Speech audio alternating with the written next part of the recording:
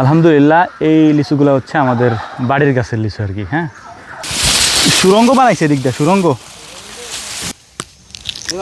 ও মা গো, এখানে হয়তো একজন আল্লাহর বান্দা বা একজন আল্লাহর ওলি আসে নাই, অনেক আল্লাহর ওলি এবং আল্লাহর বান্দা আসছিল।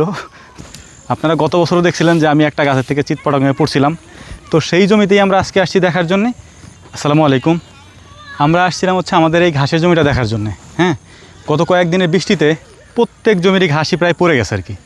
যেহেতু ঘাসগুলো বড়, এই ঘাসের জমিতে আলাদা একটা স্পেশাল জিনিস আছে, সেটা হচ্ছে এখানে বেশ কিছু লিচু গাছ আছে। আপনারা গত বছরও দেখছিলেন যে আমি একটা গাছের থেকে চিৎপটাং হয়ে পড়ছিলাম, তো সেই জমিতেই আমরা আজকে আসছি দেখার জন্যে। এই বছর লিচুর কী অবস্থা সেটা আমি আপনাদেরকে একটু দেখাই। আসেন, আমাদের ঘাসের কি অবস্থা আমি একটু দেখাই, ভিতরে আইন আপনাদেরকে। এখানে ঘাস এত বড় হয়েছে যে এটার কোনো আগা মাথা নাই, এত বড়। হ্যাঁ, আর এটার ভিতরে তো যাওয়াই যায় না, পড়ছে তো পড়ছেই। আর একটা জিনিস আপনাদেরকে দেখাই, দেখেন এই গাছের এই সাইডটা পুরোটা লিচু ভর্তি ছিল। হ্যাঁ, একটা লিচুও নেই, সব কোন আল্লাহর ওলি আল্লাহর বান্দা খাই ফেলছে।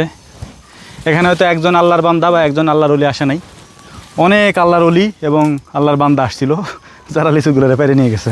আসেন ভিতরে যাই। সুরঙ্গ বানাইছে এদিক দিয়ে, সুরঙ্গ তো বানাইছে। আরে মাশাআল্লাহ, এখানে বল্লার চাক থাকলেই হয়েছে। এখন এই হচ্ছে সুরঙ্গের রাস্তা, এই আল্লাহর বান্দারা এই দিক দিয়ে আসছে। এই যে রাস্তা আছে দেখা যাইতেছে, এখান দিয়ে আইসে এরপর হচ্ছে এখান থেকে লিচু পাইরা তারপরে খাইছে। দেখেন এখানকার অবস্থা, ডাল ডোল ভাঙে। এইদিকে আসেন, এই দেখেন অবস্থা, একেবারে একটা লিচু ওই গাছে নাই।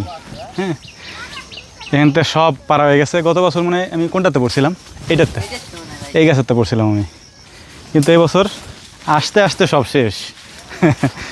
যাই হোক, যারা খাইছে আল্লাহ তাআলা তাদেরকে আরও খাওয়ার তৌফিক দান করুক। একটা গাছে মনে হয় কিছু আছে ওই পাশে, কিন্তু যাওয়াটা তো অনেক কষ্টকর একটা ব্যাপার, এই দিক দিয়ে যেতে হবে। ঘাসের অবস্থাটা আপনাদেরকে দেখাই। আমি লিচু খাইছে খাক গিয়ে দেয়, সমস্যা নেই, কিন্তু ঘাসটা আমি আপনাদেরকে একটু দেখাই কী পরিমাণ লম্বা হয়েছে ঘাস।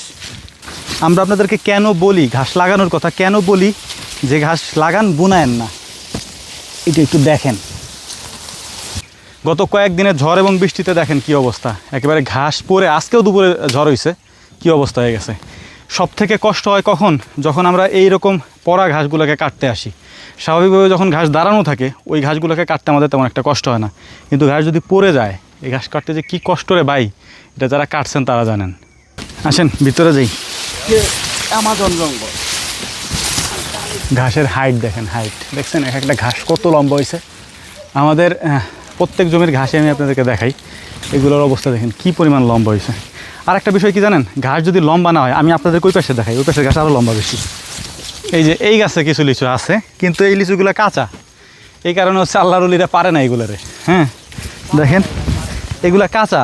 এইখানে এর অবস্থাটা দেখেন, আলহামদুলিল্লাহ এই গাছে কিছু লিচু আছে, কিন্তু এগুলা কাঁচা, এই কারণে আল্লাহর বান্দারা এগুলারে খায় নাই। হ্যাঁ, তো এইগুলা টকের অবস্থা দেন, কি টক, ও হচ্ছে খায় নাচতেছে, এত টক।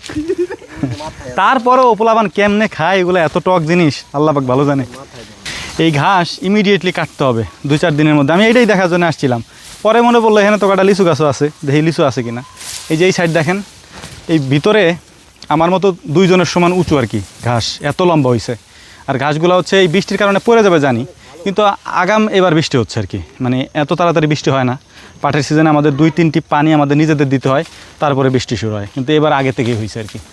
এগুলো এত পরিমাণে টক, কে মুখে দিবে, মাশাআল্লাহ এত পরিমাণে টক।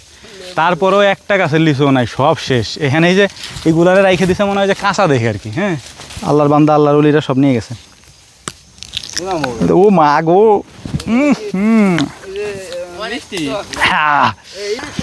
আসলেই তেঁতুল হচ্ছে বেশি মিষ্টি, এত পরিমাণে টক, বাপরে বাপ, কে মুখে দিবে এগুলা। আলহামদুলিল্লাহ এই লিচুগুলো হচ্ছে আমাদের বাড়ির গাছের লিচু আর কি। হ্যাঁ, তো এইগুলা তো আর মানুষ ছিঁড়ে খাইতে পারে না, কারণ এটা আমার নিজের এই পর্যন্ত উঠতে অনেক কষ্ট করতে হয়েছে। এই যে ছোটো ছাদের উপর উঠছি, এরপরে এখানে আসছি আর কি। আর এই গাছটা পরিপূর্ণ একবারে। হ্যাঁ, বিশেষ করে হচ্ছে যেহেতু আমাদের পার্শ্ববর্তী যে জায়গা ওনারাও লিচু চাষ করে, মানে ওনাদের গাছে হলে অনেক লিচু ধরে, তো এই কারণে হচ্ছে যে ওনারা আজকে পেরে ফেলছে গাছ থেকে সব।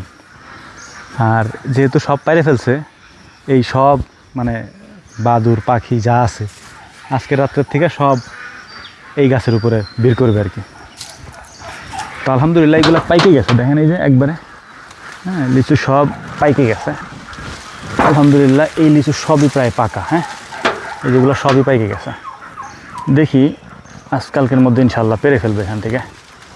এগুলো মিষ্টিও অনেক বেশি। আর ওই যে আমাদের ক্ষেতের যেটা আর কি, ওটা তো মিষ্টি না, টক, এত টক এটা বলে বোঝানো যাবে না।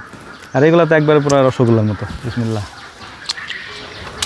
এগুলো হচ্ছে সম্পূর্ণ প্রাকৃতিক লিচু বলতে পারেন, কারণ আমরা যেহেতু লিচুতে কোনো কীটনাশক ব্যবহার করি না, স্প্রে করি না, তারপর হচ্ছে যে পোকা দমন করা, বালাই দমন করা, কোনো কিছুই করা হয় না। এই যে দেখেন পাখি তো অলরেডি এসে খাওয়া শুরু করছে। এত সুন্দর পাখিতে এসে খাইলে এটা নিষেধ করা যায় বলেন? যদিও পাখির জন্য আমরা সব জায়গায় রাখি, সব জমিতেই কিছু কিছু করে রেখে দিয়ে আসি, এখানেও রাখবো। তবে যদি এখন না পারি, ওরা কী করে, পাখিতে তো সব খায় না। ধরেন একটা থলের থেকে এখানে পাকছে, এখান থেকে একটু খাইলো, এরপরে এটা পড়ে গেল আর কি, নিচে নষ্ট হয় আর কি বেশি। পুরা খাইয়ে ফেললে তো সমস্যা নেই, পুরা যদি খাইতো তাহলে তো ওদেরও ভালো হইতো, আমারও ভালো হইতো, বাট ওরা পুরা খাইতে পারে না আর কি। যাই হোক, দোয়া করবেন। আসসালামু আলাইকুম রহমতুল্লাহ।